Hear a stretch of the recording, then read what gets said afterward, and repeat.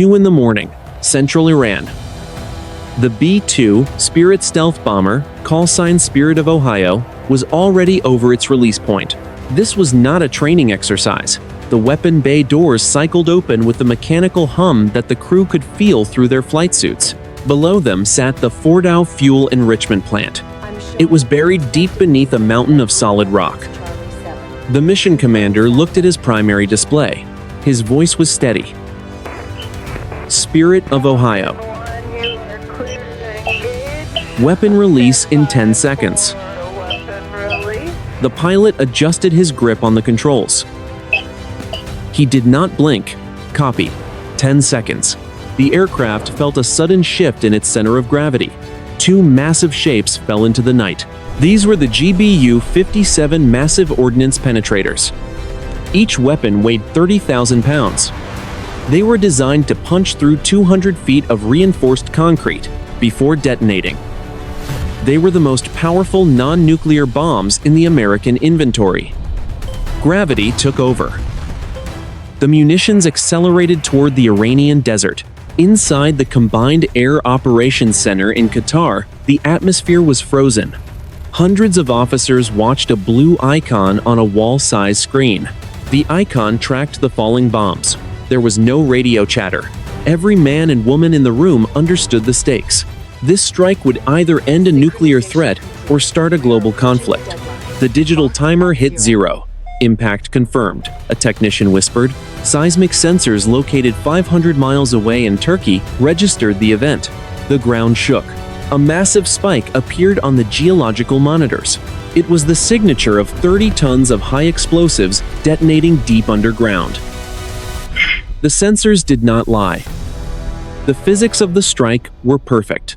The Fordow facility should have been reduced to rubble and twisted steel. The mission commander in the B-2 Spirit checked his instruments. Spirit of Ohio. Good hits. Returning to base. The aircraft turned toward the Persian Gulf. The crew felt a grim sense of relief. They had done their job. The target was destroyed. But, as the bomber banked, the pilot glanced at his infrared camera. He expected to see a plume of dust and heat rising from the mountain. He expected to see the scars of a double impact. He saw nothing. The mountain looked exactly as it had 5 minutes ago. There was no smoke. There was no fire. The thermal sensors showed a cold, undisturbed landscape. The pilot keyed his radio. Control. This is Spirit of Ohio. Requesting immediate sensor check. We have a visual anomaly at the target site. The controller in Qatar responded. Spirit of Ohio. We see the same. Seismic data confirms 2 major detonations. Satellite imagery shows 0 surface damage. There was a long pause. Say again. Control. The pilot said. Seismic data says it hit. My eyes say it did not. Confirming. We have 2 conflicting realities on the ground. The pilot looked back at the desert. The moonlight hit the ridges of the Fordow mountain. It looked peaceful. It looked untouched. Thousands of miles away, analysts began to scramble. They replayed the footage. They checked the GPS coordinates. The bombs had landed exactly where they were aimed. The energy release was documented by every sensor in the region, but the mountain remained whole. Then, a new signal broke through the chaos. It was not a military transmission.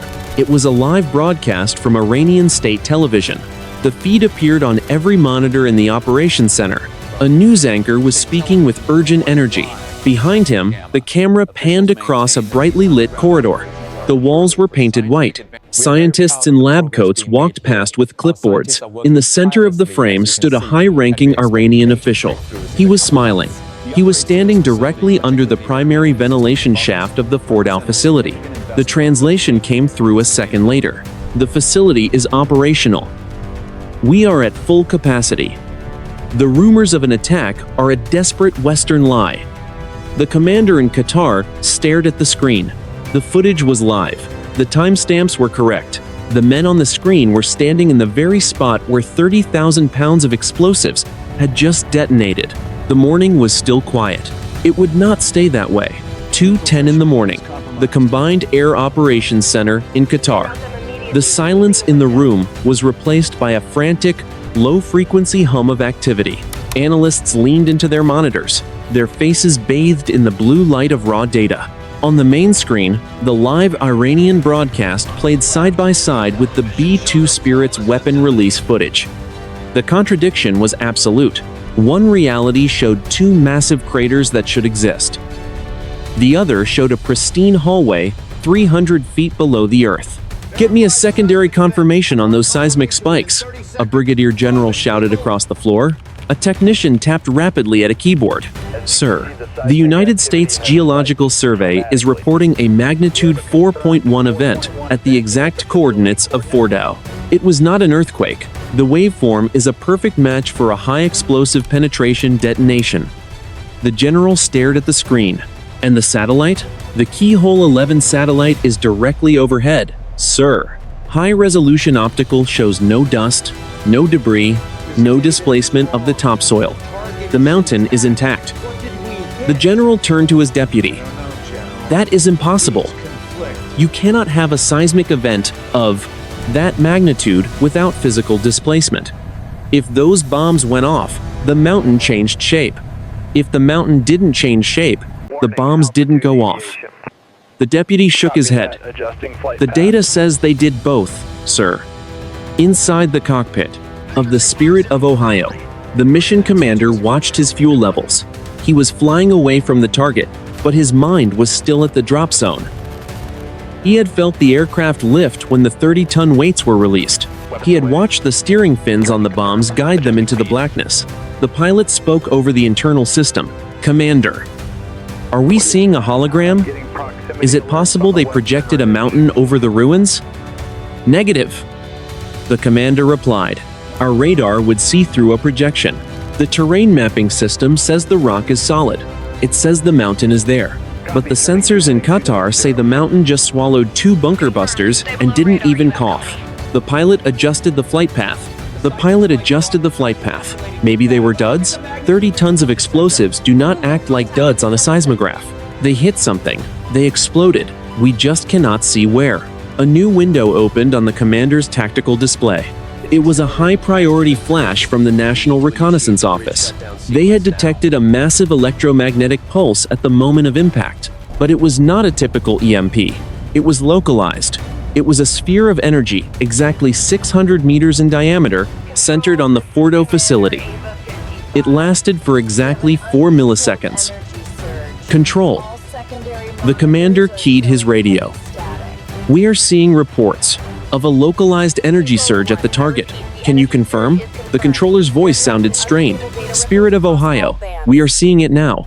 It looks like a localized distortion. We are also receiving reports from the Navy. The carrier strike group in the Gulf is reporting that their Aegis radar systems just rebooted. All of them, simultaneously." "The whole fleet?" the pilot asked. "The whole fleet," the controller confirmed. "And we just lost contact with our drone over the site." On the main wall in Qatar, the live feed from Iranian state television suddenly flickered. For a split second, the image distorted. The white walls of the facility seemed to transparent. For a heartbeat, the analysts saw something else. They saw a vast, dark space. They saw geometric shapes that were not part of any enrichment plant. They saw a violet light that pulsed like a heartbeat. Then the image snapped back. The Iranian official was still talking. He was pointing at a row of centrifuges that looked brand new. "Did you see that?" the general whispered. "See what, sir?" the technician asked, eyes glued to the scrolling code. "We are checking for a deep fake, sir." Intelligence thinks the Iranians might be playing a pre-recorded loop to hide the damage. The general looked at the live clock on the wall. If it is a loop, they timed it to the second. But look at his watch. The camera zoomed in on the official's wrist. The second hand was moving in real time. It matched the global atomic clock. "This was not a recording, sir," the technician called out. "I have the drone back. It is re-establishing the link." The screen flickered to life. The MQ-9 Reaper drone was circling the Fordow mountain. The image was crystal clear. The mountain was there. The facility entrance was visible. There was no smoke. There was no fire. But there was something else. A group of Iranian soldiers were standing outside the main gate. They weren't taking cover. They weren't wearing gas masks. They were looking up at the sky. They were pointing. One of them was laughing. 2:20 in the morning. Tehran and the Fordow perimeter. The Iranian command center was a scene of controlled disbelief. General Salami stood before a wall of monitors. He had been prepared for a martyrdom mission. He had expected the mountain to collapse. He had expected the end of the nuclear program. Instead, his officers were reporting a miracle. General, the seismic sensors at the base of the facility triggered, a colonel reported. His voice was shaking. The ground moved 4 inches. We felt the shock wave in the lower levels. But there is no breach. The radiation sensors are 0. The structural integrity is at 100%. The general looked at the live feed from the surface guards. Then what did the Americans hit? The camera on the mountain slope panned upward. The Iranian soldiers were no longer laughing. They were falling to their knees. They were pointing at a spot in the sky exactly 600 feet above the primary entrance of the facility. In the air, something impossible was happening. A sphere of distorted light hung in the darkness. It looked like a ripple in a pond, but it was made of stars and midnight air. Inside that sphere, the 2 GBU-57 bombs were visible. They were not falling. They were suspended in mid-air, as if the atmosphere had turned to solid glass. More terrifying was the fire. The bombs were in the process of detonating. Massive plumes of orange and white flame were erupting from the casings of the munitions, but the fire was not moving. The explosions were frozen. The jagged shards of the metal casings were suspended in the air. The shock wave was a visible, translucent ring that had stopped expanding. It was a snapshot of total destruction, held in a bubble of silent time. "Commander, look at your 10 o'clock," the pilot of the Spirit of Ohio said. His voice was no longer professional. It was thin with fear. The mission commander looked out the cockpit window. Even at 32,000 feet, the distortion was visible. It glowed with a faint, violet luminescence. It was a scar in the sky. "Control," the commander said. "We have visual on the ordnance. They did not hit the mountain. They are caught. Something intercepted them. It did not shoot them down. It simply stopped them." Spirit of Ohio. "We see the thermal signature now," the controller in Qatar replied. "The heat is immense, thousands of degrees, but it is not dissipating. The energy is being contained in a localized field. We are seeing a gravity spike that should not exist on this planet." Back in the Qatar Operations Center, the Brigadier General was on a secure line to the Pentagon. "Sir, I do not care what the physics textbooks say. We have 2 30,000-pound bombs detonating in a static field over the target. The seismic event we felt was not the impact. It was the gravity displacement when that field opened." The general paused, listening to the response. His face went pale. "Yes, sir," the general said. "I understand, but there is a secondary problem. The Iranians are seeing it too, and they think we did it. They think we have a weapon that can freeze time. They are moving to a hair-trigger alert." On the Iranian state broadcast, the official had stopped talking about centrifuges. He had stepped outside. He was looking up at the frozen explosion. He looked back at the camera. His expression had shifted from pride to a deep, primal terror. He knew what the Americans were realizing at the same moment. Whatever had stopped the bombs was not controlled by Washington, and it was not controlled by Tehran. Suddenly, every screen in the Qatar Operations Center went black. The live feed from the Spirit of Ohio vanished. The satellite imagery turned to static. In the darkness of the room, a single technician spoke. "Sir, everything is gone. Not just the target. We have lost contact with every asset in the Middle East. Global positioning systems are down. We are blind." The silence that followed was absolute. It was the silence of a world that had just been disconnected from its own technology. 2:30 in the morning. The White House Situation Room. The president sat at the head of the table. The room was crowded with the Joint Chiefs of Staff, the Director of National Intelligence, and the Secretary of Defense. The main monitor displayed a frozen frame from the Spirit of Ohio's last transmission. It was the violet-rimmed sphere, the jagged metal of a 30,000-pound bomb suspended in a halo of orange fire. "I need an answer," the president said. His voice was low, "and I need it in a language that does not involve science fiction. Did we drop those bombs, or did we not?" The Secretary of Defense leaned forward. "We dropped them, Mr. President. The aircraft functioned perfectly.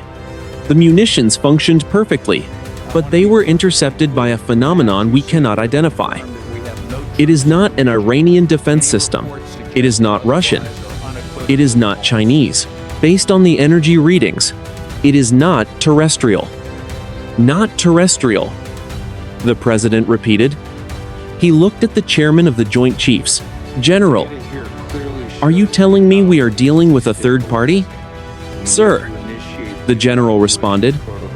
"The localized gravity spike and the suspension of a kinetic explosion require a level of energy manipulation that is decades, if not centuries, beyond our current physics. We are reviewing the cockpit footage from the Spirit of Ohio. Look at the edges of the distortion." On the screen, the image zoomed in. At the edge of the violet sphere, the air itself seemed to be folded. The stars behind the sphere were duplicated, stretched into long, thin lines of light. Gravitational lensing. A civilian analyst from the National Reconnaissance Office said, "Whatever is holding those bombs is bending light and space. It is a localized wormhole or a stasis field, and it is growing." The president turned back to the monitors. "What about the Iranians? If they think this is us, what is their move?" "They are terrified, sir," the director of national intelligence said. "But terror leads to desperate choices. Their Supreme National Security Council is meeting now. They have moved their mobile missile launchers into firing positions. They believe we have deployed a secret weapon that can bypass their geology and freeze their personnel. They are preparing a retaliatory strike against our carrier groups in the Gulf." The president rubbed his temples. "We need to talk to them. Open the Swiss channel. Tell them we did not do this. Tell them we are as blind as they are." "Sir," the Secretary of State interrupted. "We cannot. The blackout is total. Satellite communications are dead across the entire region. The only things still flying are aircraft using inertial navigation. We have no way to reach Tehran. We have no way to reach our own commanders in the field." Inside the Spirit of Ohio, the mission commander was fighting his own battle. The cockpit lights were flickering. The digital displays were cycling through gibberish. "Pilot, status," the commander ordered. "I am flying on a backup compass and a clock, sir," the pilot said. "The fly-by-wire system is sluggish. It feels like we are flying through honey. The air density is changing." The commander looked out the window. The violet glow over Fordow was no longer a small sphere. It had expanded into plating tates, a pillar of light that reached from the desert floor into the high atmosphere. It was a bridge of shimmering energy. "Commander," the pilot whispered, "look at the bombs." Through the long-range optics, the commander saw the two GBU-57 munitions begin to change. The frozen fire of the explosion did not dissipate. Instead, it began to flow backward. The shards of the metal casings moved toward the center of the detonation. The orange flames shrank, turning blue, then white, then vanishing.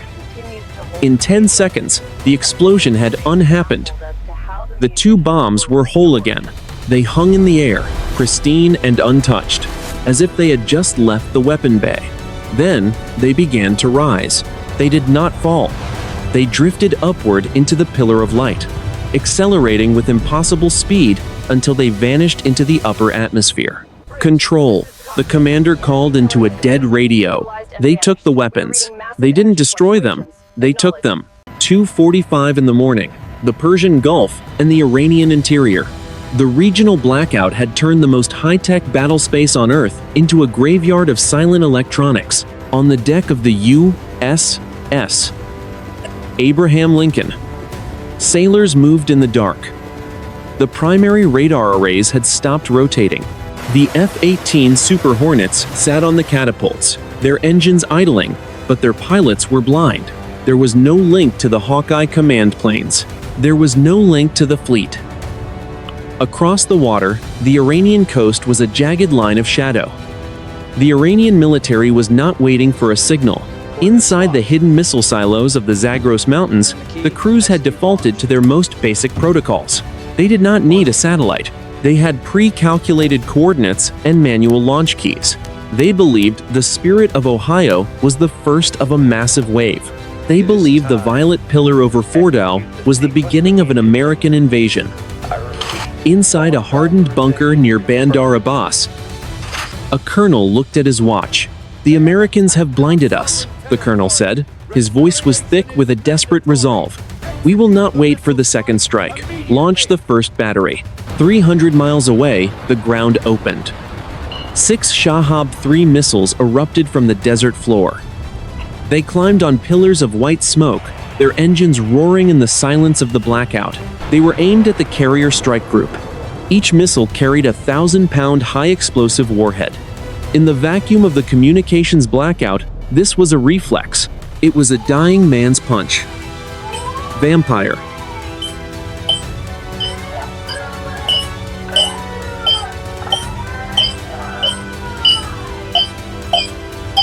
Vampire.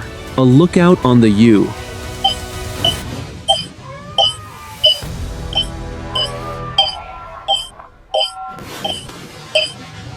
Abraham Lincoln. The sailors on the deck looked up. They did not need radar to see the streaks of orange fire climbing into the night sky. They were defenseless. Without the Aegis combat system, the ship's interceptors could not track the incoming threats. The most powerful naval force in history was a sitting duck for 60-year-old technology. Brace for impact. The ship's captain ordered over the handheld radio. Inside the Spirit of Ohio, the mission commander watched the launch through his thermal goggles. Control. Someone just fired. 6 signatures. Heading south-southwest. The radio remained silent, but the pillar of light over Fordow reacted. The violet luminescence did not just grow. It pulsed. A ring of energy expanded from the center of the pillar, traveling across the horizon at a speed that defied the sound barrier. It was not a shockwave of air, it was a shockwave of reality. As the ring passed over the rising Iranian missiles, the orange fire of their engines simply stopped. The missiles did not explode. They did not fall back to Earth. Like the bombs over Fordow, the Shahab-3 rockets were suddenly suspended in the air. They were frozen at an altitude of 12,000 feet. Their nose cones pointed toward the stars, their exhaust plumes held in a static, glowing sculpture of smoke. "Commander," the pilot of the B-2 whispered. "It's doing it again." The commander did not answer. He was looking at his own hands. The cockpit of the stealth bomber was filled with a soft, violet dust. It wasn't smoke. It was light, behaving like a liquid. It flowed over the instrument panels. It coated the flight suits of the crew. Everywhere the light touched, the machines went silent. The engines of the Spirit of Ohio did not fail. They were simply no longer there. The roar of the turbofans vanished. The vibration of the airframe ceased. The aircraft was no longer flying. It was floating. "We are at 0 knots, the pilot said. His voice was calm, a side effect of total shock. "We are at 32,000 feet, and we are not moving." The commander looked out the window. Below them, the world was a still life. The waves of the Persian Gulf were frozen in mid-trough. The smoke from the missiles was a solid pillar. The entire Middle East had been placed in a glass jar. Then, the pillar of light over Fordow began to descend. It was no longer a bridge to the sky. It was a finger reaching down into the mountain. It was searching for something. 3 in the morning, Washington. The order was given. It was the only move left in a world gone blind. If one bomber was lost, the second would finish the task. The Spirit of Mississippi, a second B-2, was already inside Iranian airspace. It was flying low. It was flying fast. It was deaf to the silence of the world. 3:00 and 30 seconds in the morning. The Spirit of Mississippi cockpit. The pilot ignored the violet dust on his glass. He ignored the missing telemetry. He had his target. He had his coordinates. He was 3 miles from the release point. "Weapon bay doors opening," the pilot said. 3:01 in the morning. The Persian Gulf. On the Abraham Lincoln, the captain stood on the wing of the bridge. He looked at the frozen missiles in the sky. He looked at his men. Everyone was paralyzed. They were waiting for the sky to fall. The captain keyed a handheld radio. All stations. Manual aim. If it moves, kill it. 3:01 and 30 seconds in the morning. Over Fordow. The Spirit of Mississippi reached the release point. The pilot pulled the manual override. The second pair of 30,000-pound bombs fell. They dropped into the same violet pillar that had claimed the first. The pilot watched. He did not blink. The bombs hit the edge of the light. They did not stop. They accelerated. They turned into streaks of white fire. They were being pulled into the mountain. 3:02 in the morning. Inside the Fordow facility, the Iranian scientists were no longer looking at centrifuges. They were looking at the ceiling. The rock was vibrating. It was not a tremor. It was a hum. It was the sound of a tuning fork. The violet light began to bleed through the granite. It poured from the vents. It rose from the floor. 3:02 and 15 seconds in the morning. The White House. Sir, we have a second launch signature. An analyst screamed. Not Iranian. Not ours. It is coming from the mountain itself. 3:02 and 30 seconds in the morning. The pillar of light over Fordow flared. It turned from violet to a blinding, surgical white. The frozen missiles over the Gulf vanished. The frozen bomber in the sky vanished. The world felt a collective heartbeat. 3:02 and 45 seconds in the morning. The Fordow mountain range. The white light did not explode. It did not expand like a blast wave. Instead, it contracted. In a fraction of a second, the towering pillar of energy shrank into a single, infinitesimally small point of light located directly over the center of the facility. Then, the mountain simply ceased to be. There was no sound of grinding rock. There was no dust. In the place of the massive granite peak that housed the enrichment plant, there was now a perfect, hemispherical void. It looked as if a giant had used a chrome scoop to remove a section of the earth. The cut was so clean that the surrounding ridges ended in sheer, polished edges that mirrored the moonlight. Inside the void, there was nothing but a low, shimmering mist. The centrifuges, the scientists, the guards, and the 30,000 pounds of American explosives were gone. Spirit of Ohio. Spirit of Mississippi. Do you read? The radio in the Qatar Operations Center crackled to life. The static was gone. The screens flickered, then stabilized. The Aegis systems on the Abraham Lincoln rebooted with a series of sharp, digital chirps. The world was coming back online, but the world had changed. Control. This is Spirit of Mississippi. A voice came through the speakers. The pilot sounded as if he were waking from a dream. We are flying. Engines are green. All systems nominal. But the target is gone. I repeat, Fordow is gone. Confirming, Mississippi, the controller replied. We have satellite acquisition.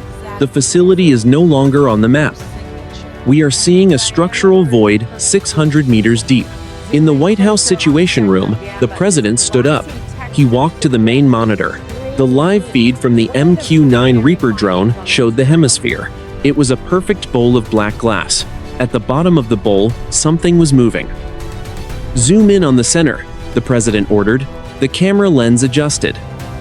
At the very bottom of the void, resting on the floor of the crater, were the 4 GBU-57 bombs. They were laid out in a perfect square. Beside them sat the 6 Iranian Shahab-3 missiles. They were vertical, balanced on their tail fins as if they were on a parade ground. None of them had detonated. In the center of the weapons stood a single object. It was a cylinder of dark, non-reflective material, roughly the size of a man. It did not emit light. It did not move. It simply occupied the space. General, the president said, his eyes fixed on the cylinder. Is that the interceptor? I don't know what it is, sir, the chairman of the Joint Chiefs replied, but it just disarmed the 2 most powerful militaries in the region in under 10 minutes. It didn't destroy our weapons. It collected them. The pivot had occurred. This was no longer a strike mission. It was no longer a war between 2 nations. The tactical reality of the Middle East had been overwritten by a force that treated the world's most advanced weaponry like toys in a nursery. In Tehran, the reports were coming in. General Salami was told his facility had vanished, but his soldiers were safe. They had been found standing on the edges of the new crater, unharmed but unable to speak. They weren't wounded. They were in a state of profound neurological awe. The Iranian government issued an immediate stand-down order to all missile units. The Americans did the same. For the first time in decades, the two nations were acting in total, silent synchronization. "Sir," the Secretary of Defense said, looking at a new data stream, "the cylinder is emitting a signal. It's a wide-band transmission. Every radio, every television, and every cell phone in the region is picking it up." "Is it a message?" the president asked. "It's a coordinate, sir, and a countdown." The numbers appeared on the bottom of the drone's video feed. They were counting down from 60 minutes. The coordinates were not for Washington or Tehran. They were for a point in the middle of the Indian Ocean. The morning was no longer quiet. It was waiting. 3:15 in the morning. The Indian Ocean and the Persian Gulf.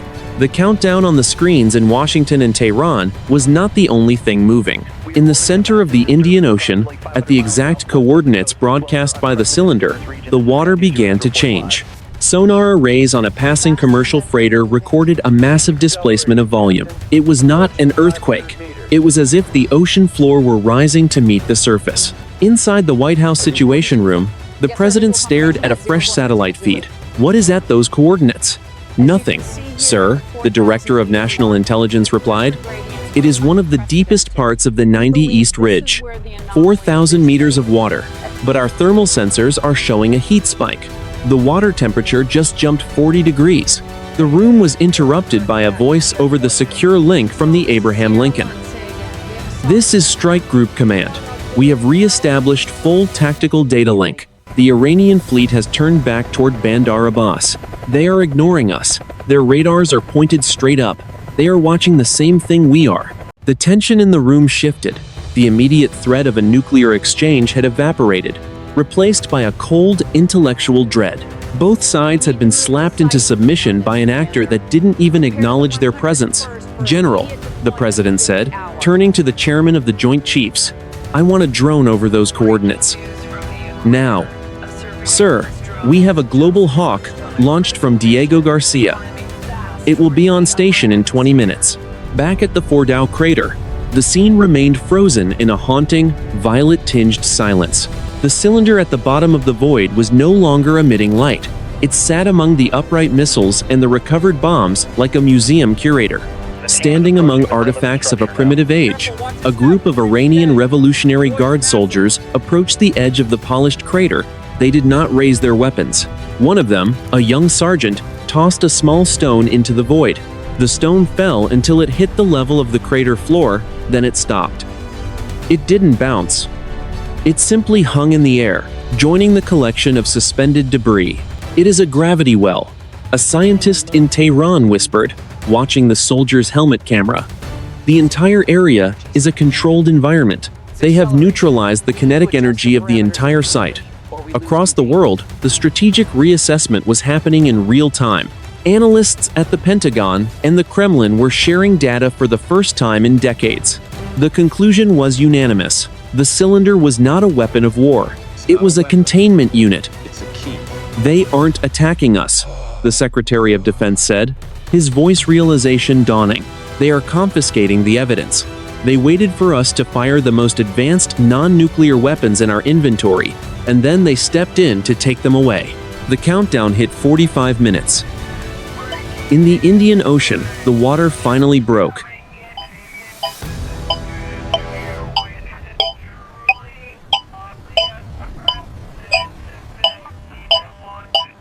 It was not a ship. It was a spire of the same dark, non-reflective material as the cylinder. It rose 600 feet into the air, shedding millions of gallons of seawater like a surfacing leviathan. There were no windows. There were no visible engines. It simply existed, a black needle piercing the dawn sky. Inside the Spirit of Mississippi, the pilot watched the data from the Global Hawk. Control. The structure in the ocean. It is matching the signature of the cylinder at Fordow. 30 minutes left. Whatever happens when that clock hits zero, I do not think it involves a conversation. In the Situation Room, the president made a decision. Get the Iranian ambassador on the phone, not the Swiss. I want a direct line. Sir, the National Security Advisor said. The Iranians are already calling us. The two most powerful men in their respective nations were about to speak, not as enemies, but as witnesses. 3:30 in the morning. The Indian Ocean and the White House. The connection was established through a secure, encrypted digital line that had been unused for decades. On the screen in the Situation Room, the image was grainy. It showed a high-ranking Iranian general, his face illuminated by the flickering lights of a mobile command post. He looked exhausted. He looked like a man who had seen the end of the world. General, the president said, we are seeing the structure in the Indian Ocean. We are seeing the void at Fordow. We want to be clear. None of this belongs to the United States. The Iranian general nodded slowly. We know. Our scientists say the energy signature at the crater is not within our understanding of the periodic table. We have ordered all units to disengage. We have stopped our missiles. We have grounded our jets. We are doing the same, the president replied, but the countdown is still active. 25 minutes. The mystery was no longer a tactical puzzle. It was a global forced de-escalation. Every military asset in the Middle East was now a spectator. In the Indian Ocean, the black spire continued to rise. It had reached a height of 1,200 feet. The Global Hawk drone circling above it recorded something strange. The water around the spire was perfectly still. Despite the massive displacement of a surfacing object, there were no waves, no spray, no sound. Sir, the director of national intelligence whispered, the cylinder at Fordow just moved. The feed from the crater showed the dark object beginning to hover. It did not use thrusters.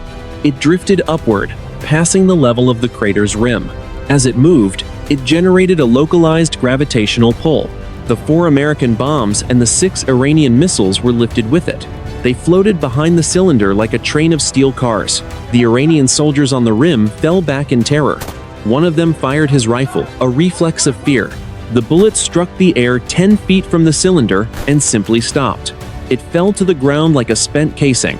The cylinder ignored the attack. The cylinder ignored the attack. It continued to climb until it was 5 miles high. Then, with a sudden, silent burst of speed, it shot toward the southeast. It was moving at Mach 20. There was no sonic boom. There was no friction heat. It was traveling toward the Indian Ocean. It's bringing the weapons to the spire, the Secretary of Defense said. In the Situation Room, the mood shifted from fear to a strange academic curiosity. They are cleaning up, the president said.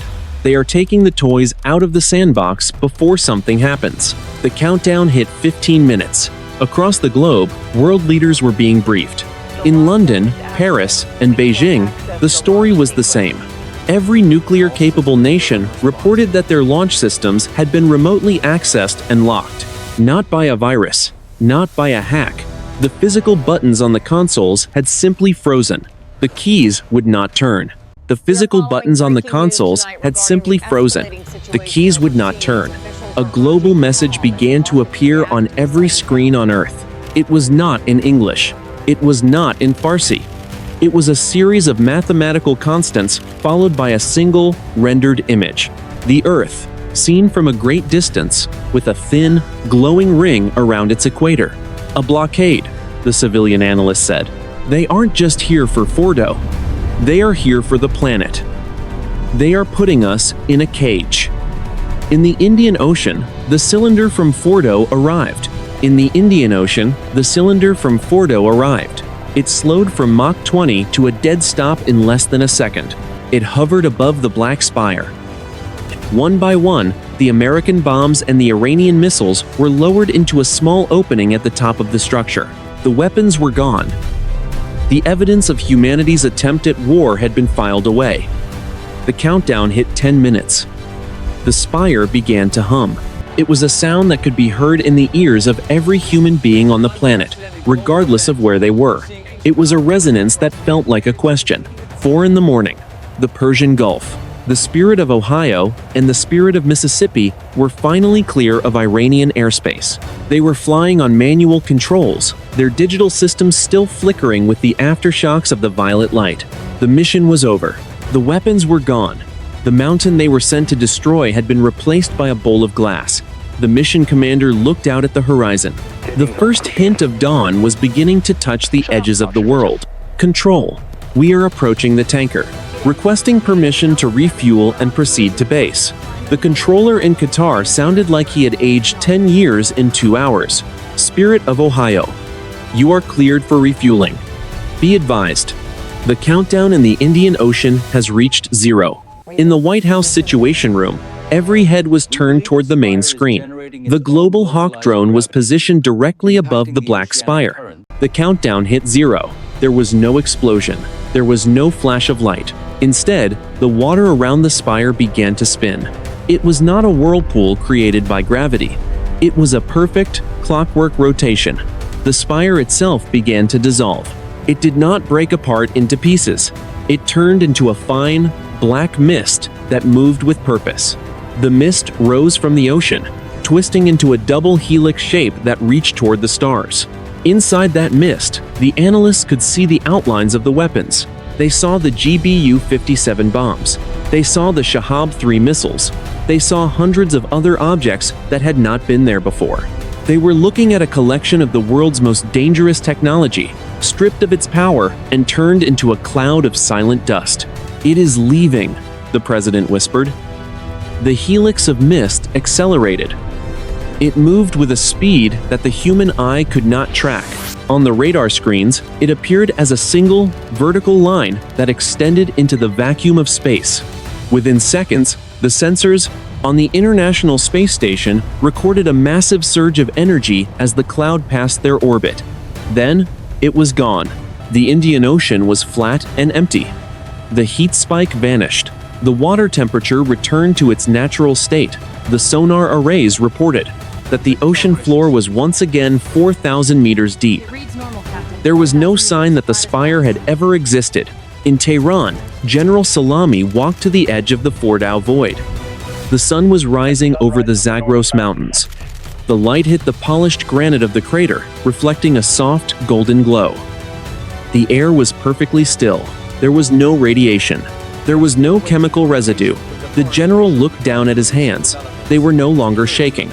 He reached into his pocket and pulled out his encrypted radio. He spoke into it with a voice that was calm and certain. All units, return to barracks. The war is over. 300 miles away, the American carrier strike group began its turn. The pilots on the deck of the Abraham Lincoln climbed out of their cockpits. They did not celebrate. They stood on the flight deck and looked at the empty sky. The immediate crisis had resolved itself, but not through diplomacy. It had been ended by a superior force that had treated the conflict like a dangerous fire in a library. The books had been protected, the fire had been extinguished, and the arsonists had been left to think about what they had done. The Spirit of Ohio banked toward the sunrise. The pilot looked at his primary display. The navigation system was back online. The GPS was accurate to within a centimeter. The world was functioning perfectly again. "Commander," the pilot said, "check the weapon status." The commander looked at the display for the weapon bay. It showed that the bay was empty, but there was a new message on the screen. It was not in the flight software. It was not a system error. It was 3 words in plain, white text. "Do not repeat." The pilot looked at the message, then back at the empty desert below. "Copy that," he whispered, loud and clear. 2 days later, the Pentagon and the Iranian National Security Council. The world had not yet been told the truth. The official narrative was a cover story of a massive, unexplained seismic event and a temporary satellite malfunction. But in the corridors of power, the reality was being dissected with clinical, terrified precision. In a windowless room deep within the Pentagon, a group of geologists and physicists sat across from the Secretary of Defense. On the table were the high-resolution images of the Fordow void. "We have finished. The analysis of the crater floor the lead scientist said. "It is not glass. It is a molecularly reorganized form of granite. The rock was not melted or crushed. It was restructured at the atomic level to be perfectly smooth. It is more durable than diamond." The Secretary of Defense leaned in. "And the bombs? We saw them at the bottom. Then we saw them taken. The seismic data from the first strike was real," the scientist continued. "The explosives did detonate. We have the shockwave data to prove it. But the energy from the explosion was moved. It was not absorbed. It was redirected into a different temporal or spatial dimension. The mountain didn't survive the blast. The blast was simply prevented from occurring in our version of space." "A cosmic edit," the secretary whispered. "Precisely, sir. And the aftermath at the Indian Ocean suggests that they aren't just taking our weapons, they are cataloging them. We believe the structure was a deep space uplink. Our most advanced stealth technology and Iran's most capable missiles are now being studied by an intelligence that considers them primitive." The strategic implications were devastating. For 80 years, the concept of mutually assured destruction had kept the peace between great powers. That era ended at 3:02 in the morning. If a third party could reach into a mountain and snatch a falling bomb, the nuclear deterrent was a myth. The ultimate weapon was now a liability. In Tehran, the mood was equally somber. The Iranian leadership had realized that their most secretive and fortified facility was as vulnerable as a child's sandcastle. General Salami sat in his office, looking at a piece of the black glass a soldier had retrieved from the edge of the void. It was cold to the touch. It did not reflect his face. It was a material that did not belong to the earth. "They did not kill us," his advisor said. "They could have removed Tehran as easily as they removed the mountain. Why let us live?" The general looked out the window. "Because a dead man learns nothing. They did not want to destroy us. They wanted to humiliate our science. They wanted us to know that our struggle for power is invisible to them. We were ants fighting over a crumb, and they simply picked up the crumb." Intelligence agencies across the globe began to report a strange phenomenon. Every major weapons program on the planet, the hypersonic gliders in China, the nuclear subs in the Atlantic, the orbital lasers, all of them were experiencing the same "do not repeat" message on their control screens. It was a global ceasefire, enforced by an invisible hand. The military analysis was clear. Modern warfare was no longer a matter of who had the better technology. It was now a question of who would be the first to provoke the watcher again. The geopolitical landscape had been flattened. The hierarchy of nations had been erased. There was now only humanity and whatever was holding the cage.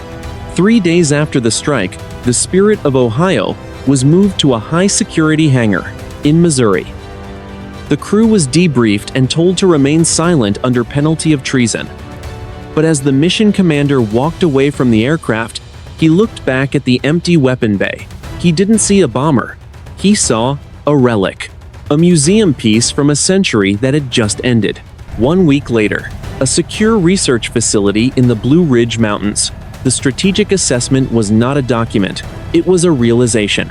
The most senior military analysts from the United States and several other nations sat in a circle of chairs, their laptops closed. There were no slides to show. There were no charts of kill ratios or penetration depths. The Fordow paradox has redefined the meaning of security, the lead analyst began. His voice was tired but clear. For a century, we believed that the deeper you went and the more rock you put between yourself and the sky, the safer you were. We were wrong. The sky is no longer the limit. The sky is the observer. The tactical reality was absolute. The GBU-57 Massive Ordnance Penetrator, the pinnacle of conventional destruction, had been treated as a sample. It had not been defeated by better armor.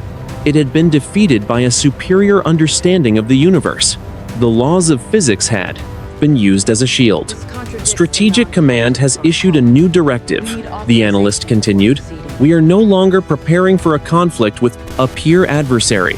There are no peers. We are now in a period of enforced stabilization.